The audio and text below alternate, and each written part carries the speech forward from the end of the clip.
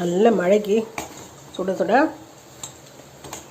மரவள்ளிக்கிழங்கு நல்லா வேக வச்சுட்டு எண்ணெய் கடுகு கொஞ்சம் காஞ்ச மிளகாய் கருவேப்பிலை கொஞ்சம் வேணும்னா நீங்கள் கடலைப்பருப்பு உளுத்த பருப்பு போட்டுக்கலாம்.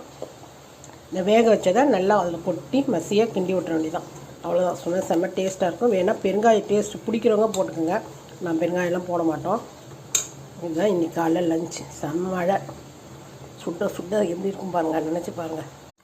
நல்லா மழைக்கு சூடாக ஒரு இஞ்சி டீ.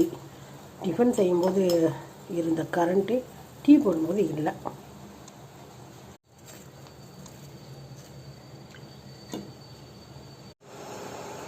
டீ வடிகட்டிட்டேன். நல்லா ஆற்றிக்கலாம். கொதிக்க இருக்குது. சுட சுட கிழங்க சாப்பிட்டுட்டு சூப்பராக ஒரு இஞ்சி டீ. இதான் இன்றைக்கி காலையில் டிஃபன்.